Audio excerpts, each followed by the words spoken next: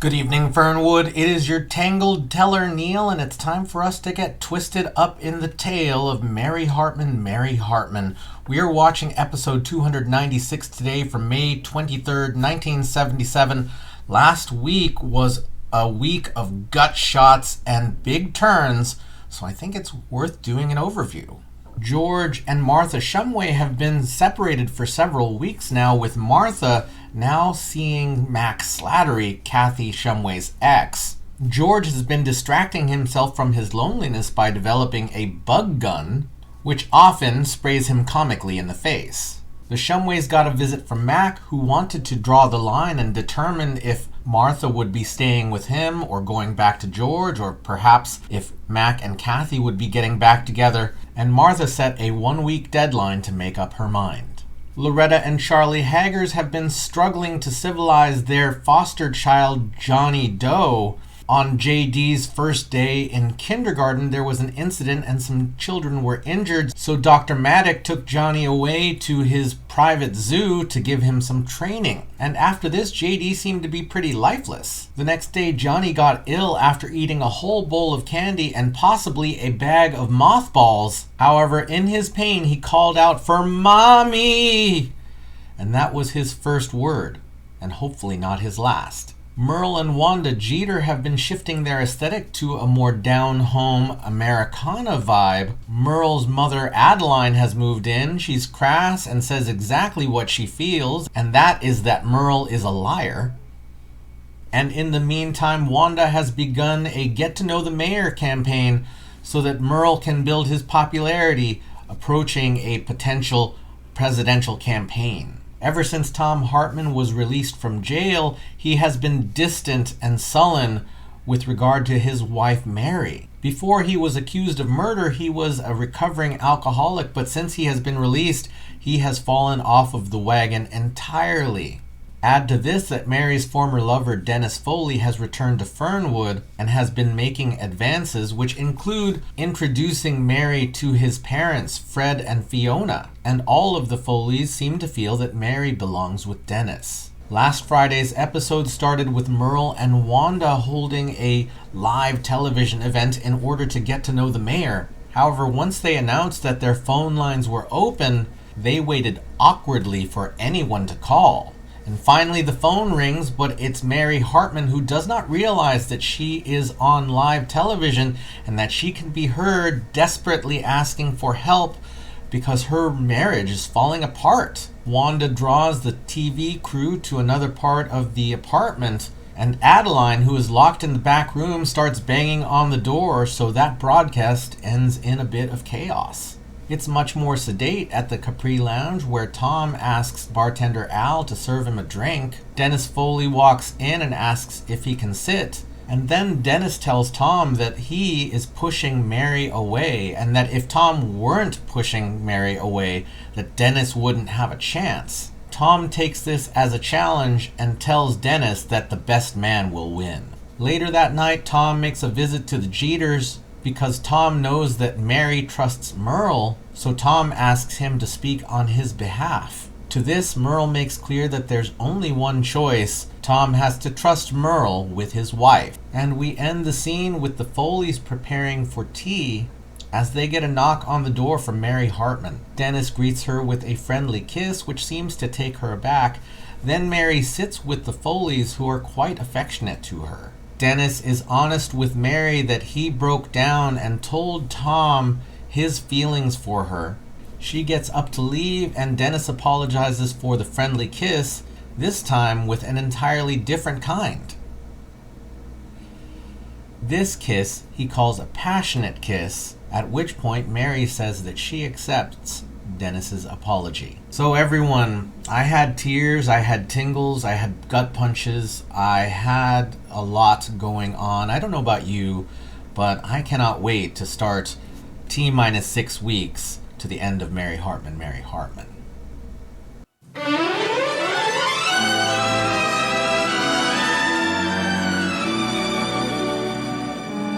Mary Hartman! Mary Hartman!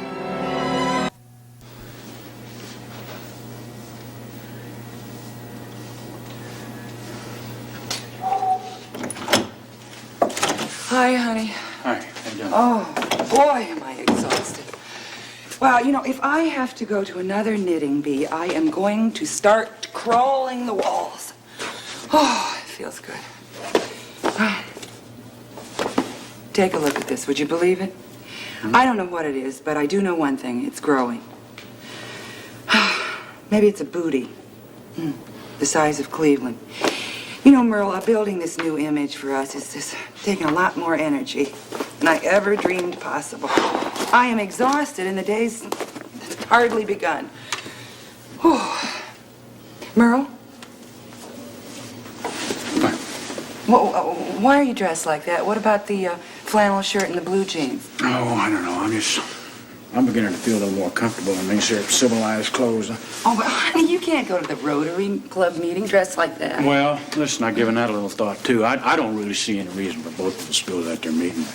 Well, I'm kind of disappointed. I was counting on you. Yeah. What are you doing? What? You want to put that back in the box?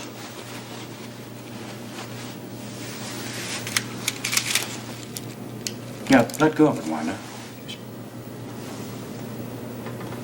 Will you put the top on the box for me, please? I mean, I consider it a personal favor. Let me have it. Give me the box, Wanda, okay? Merle, what's this all about? Nothing for you to get upset about. What's all this much ado about nothing going on? Merle, where are you going? Go answer that phone, say hello.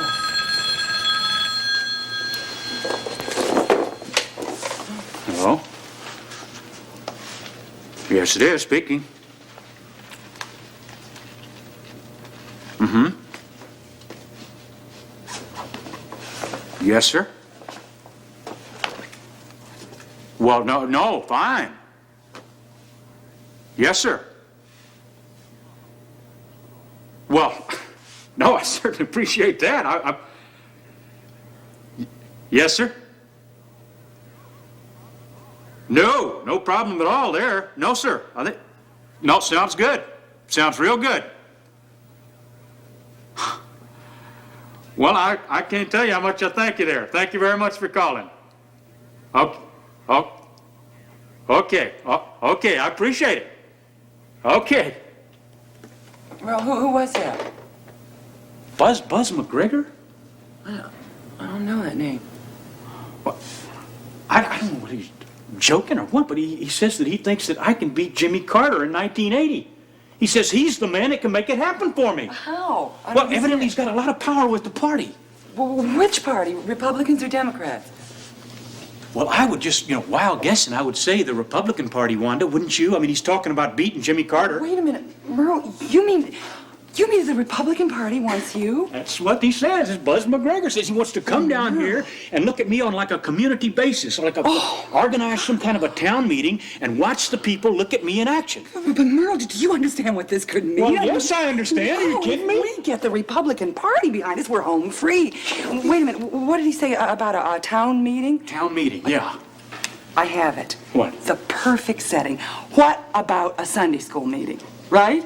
Fantastic. Do you love it? Fantastic. Look, here's what we do. We call up everybody we know, right? And we get them over here, and then we invite this Biff McGregor and his gang down. Buzz, Wanda? Buzz Get McGregor. the name right. Well, anyway, they come down, they come here, and they see you in action. How about it? It's a great idea. Can't believe it. Can't there ever be any buttermilk in this house? I just can't hardly stomach this low-fat milk slop you keep in the icebox. Well, Mother Adeline, that milk is non-fattening. Yeah, well, you need some fat in them bones of yours. You look like a scarecrow. Oh. And you look like a dude. What are you all gussied up for? You going courting? No, I'm just going over to do a personal favor for a friend of mine. That box of candy? I wasn't born yesterday. And the look in your eye spells courting. Merle, where are you going? Just going over to see Mary Hartman. What?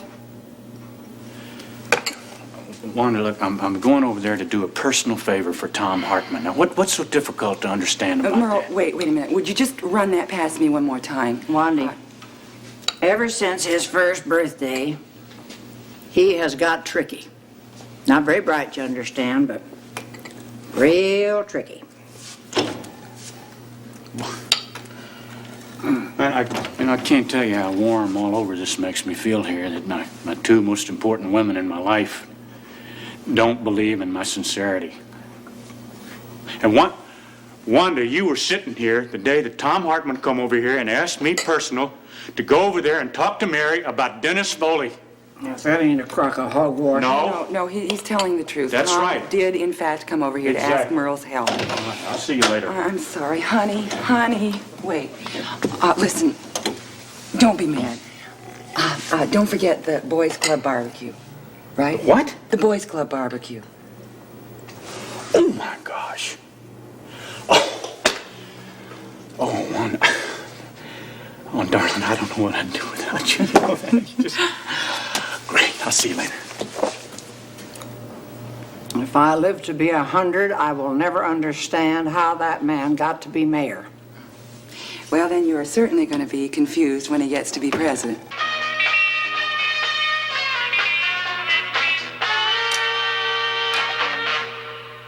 This is Radio Mary, M-A-R-Y, your Fernwood home of the hits.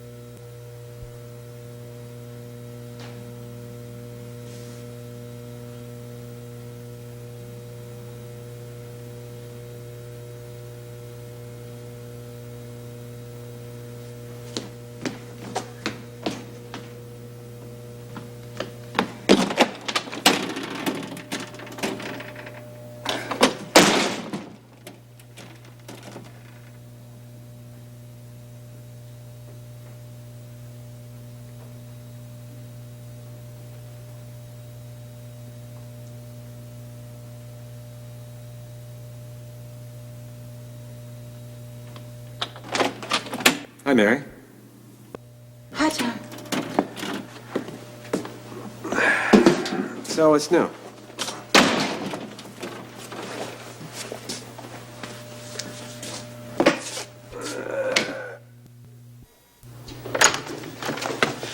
This boy is powerful, fierce, ill. He should be in an emergency room of a hospital or something. I can't believe them doctors are striking the hospital. Ain't that against the law or something? Well, it's a good thing we found Dr. Furman on the picket line, is all I can say. I am exhausted. Boy, that picket line really wiped me out. Dr. Furman, the boy is feeling real puny. You better get over here and doctor him up real quick.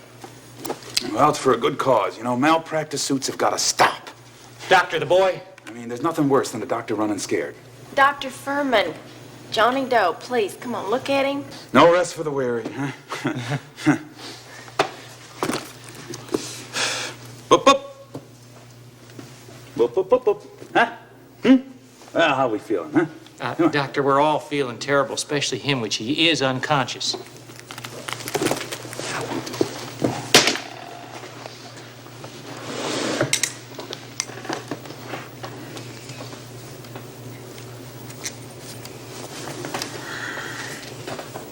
He ate mothballs, you say, huh?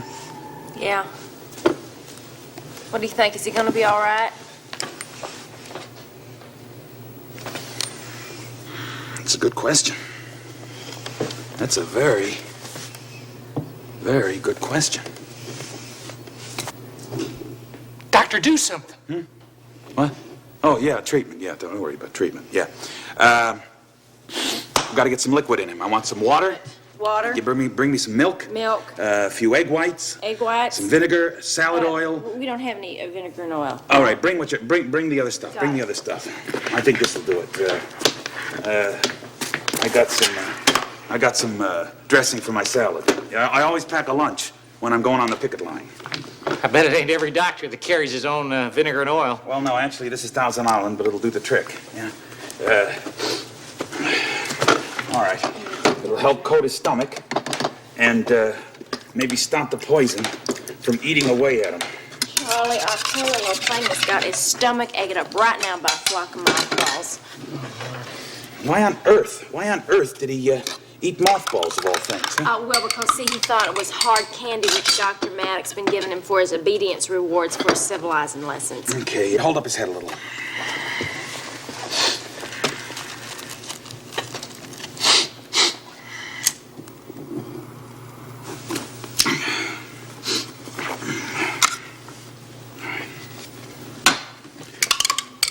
All right, open his mouth. Let's get that in him. There it is. You know, it's a wonder he stayed alive this long. When you think of all the potential killers in the common American household, bug spray, lye, ammonia, drain openers, and then all that junk in the medicine cabinets. And then all that artificial stuff that they're putting in food nowadays. There's no way to keep things out of his reach. I mean, he obviously learned how to climb trees when he was in the woods with Bigfoot. Climbing cabinets is a cinch for him, plus which he is a lot bigger than a lot of the kids that you have to keep those things out of their reach. So what do you think, Doctor? I mean, is he going to be all right?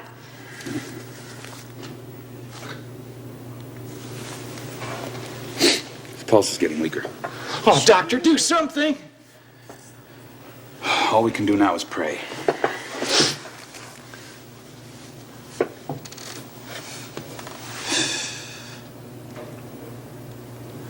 You know, I've been thinking. Do you have a cure for him, Doctor? If there'd be a way to push through an equal rights amendment for doctors, you know, make malpractice suits unconstitutional. Just off. Phew. What do you think, huh? Huh?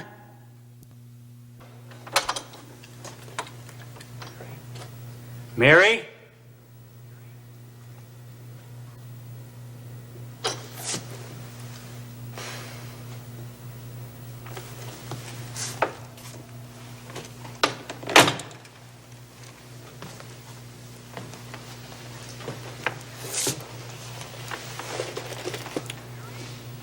Mary?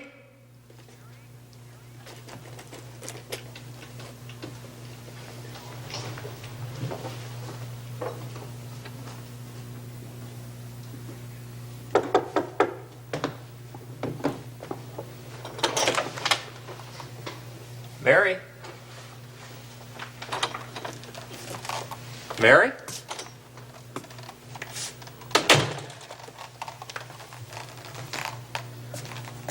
Mary? She's not home, Sergeant. Hello, Miss Fair? Sorry. What, you want to leave a message for her or something? Or? No, thank you. I was just passing by. I thought I'd drop in and say hello. Huh. Well, you do that often? You just happen to be passing by and drop in and say hello? Or? No, I usually plan it. Uh-huh. How do you work it? Pardon me? Do you usually just drop by, or do you plan it? I think you planned it tonight. Well, it just so happens that Tom and Mary both happen to be very good personal friends of mine. It's a friendly gift. For both of them. Oh, they share it if they like.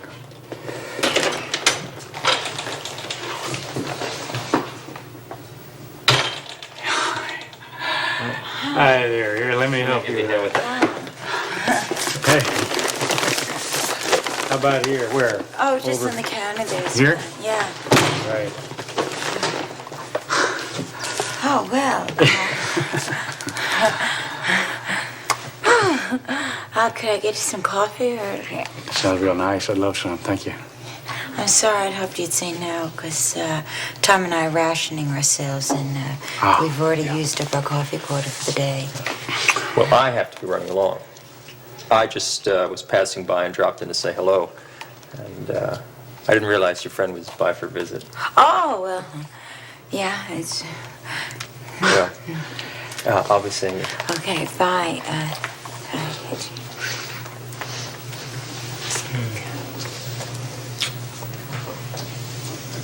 Good night, Mary.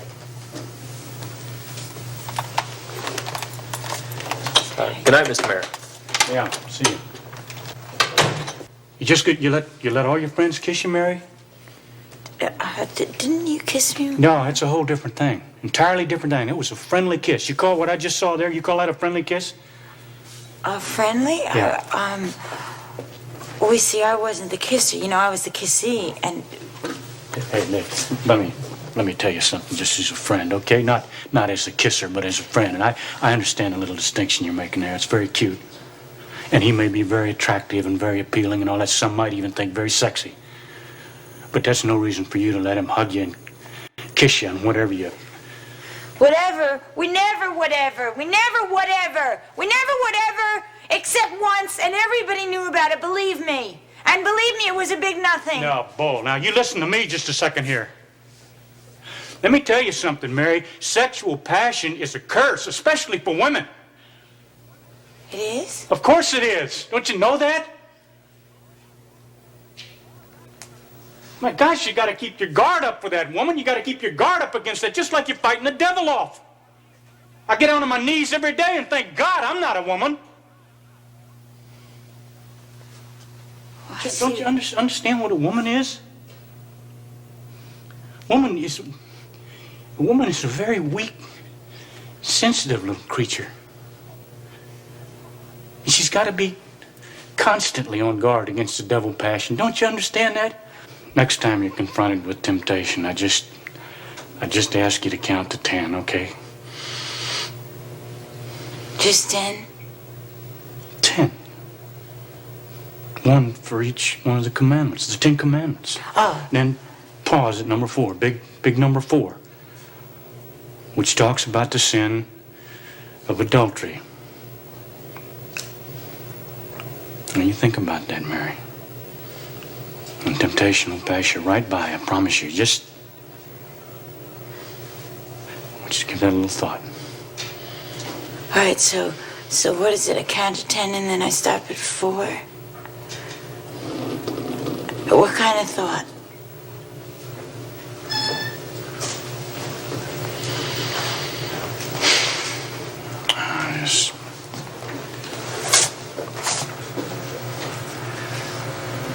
I just want you to always remember that I'm your friend.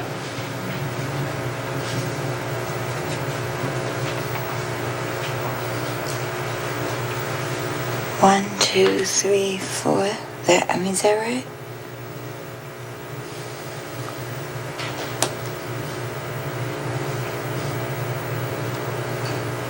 That's it.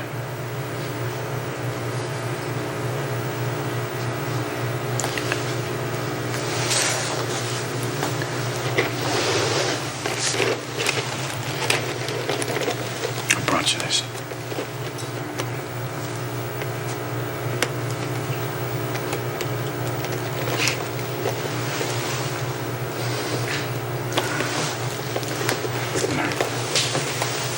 Good night.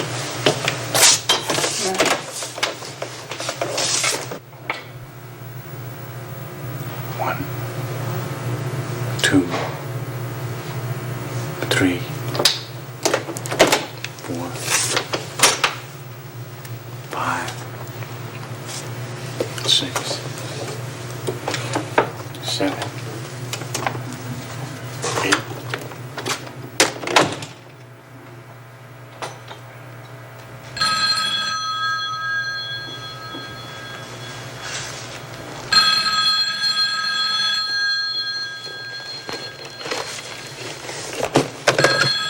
Hello? Mary, it's Dennis. Listen, I really don't think you should call me, not on the phone. Well, as long as I have you on the phone, I thought this might be a nice opportunity to say goodnight again. Good night. And, so by the way, did you have a piece of licorice earlier this evening? No. Well, I could taste it when I kissed you. See, I love licorice.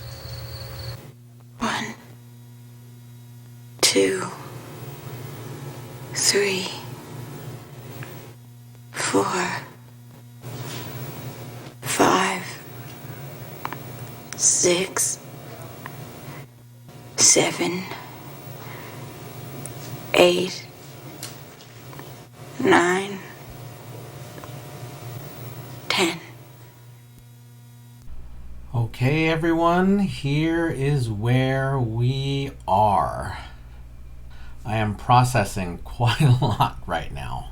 I had asked last Thursday and Friday, or I had mentioned last Thursday and Friday, that I was planning to ask some questions today to start prepping for the end of the series. And then I realized that I have enough of a lead time that by the time you actually see the questions or hear the questions, you wouldn't be able to answer them in time. So I will have put up a post, several weeks ago to start this process of thinking toward the end of the series. But anyway, we start this episode with the Jeters, who seem not to be exactly on the same page anymore about whether they're old-timey American or Merle's going to put his suit back on. There's that moment, though, that Merle gets to Wanda for picking out a bonbon, because he's pretty stern with her, right? At first I was wondering if it was Merle criticizing Wanda for eating too much candy, but then I realized what the candy was for. And he doesn't say it till later in the scene, but there was that moment that was like, damn, he is going to marry with that. Adeline comes out, and Adeline knows exactly the kind of liar that Merle is. Adeline really seems to know Merle better than anyone. I think better than Wanda for sure. But Wanda is able to keep Merle's head in check when it comes to remembering things like meetings, organizing, and stuff like that. Merle insists that he is approaching Mary as a friend, right, on Tom's request. Tom did request that Merle speak to Mary. He's going there with some bonbons, and we know that he has some kind of fascination with Mary. I wouldn't quite call it a crush, but it's definitely confusing. And speaking of confusing, we cut to Mary, who has no lines at all for a moment and seems to have Dennis on her mind. She hears Radio Mary playing in Dennis's voice, then she opens the door that has Dennis behind it. It's the most unreal that reality has been in this show, right? So like Mary or other characters have dream sequences in this series. This isn't that. This is the real world where she is seeing something that isn't there. It reminds me of the moment that she thought she was going a little bit crazy because of the toast falling on the ground. Way back in the early series, she seems to be suffering from anxiety related to the fact that Dennis is on her mind. She is there, Dennis is there. He's not really there, but he's there. Then she opens the door and it's Tom. And then we're back with the Haggers, who since last Thursday have not been able to get real help for JD. They're lucky that Dr. Furman was striking at the hospital because malpractice is apparently bad for doctors. At the very least, Dr. Furman gives some treatment to JD. I was thinking at first that he was going to build something that would make JD vomit, but that's not what happened. Just to coat the stomach, probably keep the kid hydrated, because he's been pretty bad for I don't know how long. Time is weird in this show, so who knows? Last Thursday could have been yesterday. And at this point, all we can do is pray. And we know that the Haggers do like to pray. And then we're back at the Hartmans with Merle coming with that box of candies looking for Mary. It's very easy to get into their home because right after him on his heels is Dennis Foley. both of whom are there because of Mary. Last week was really about Tom and Mary and Dennis, right? And now Tom has pulled Merle into this situation, and for the first time we see mention of that kiss that Mary had, right? Because Dennis kissed Mary right in front of Merle without any hesitation. Mary's feelings herself, they're not that conflicted about it. They might be in ways that we aren't seeing here, right? Mary is very clearly thinking of Dennis, and last week she said very clearly that her marriage to Tom was falling apart. I'm really curious to hear how Tom feels.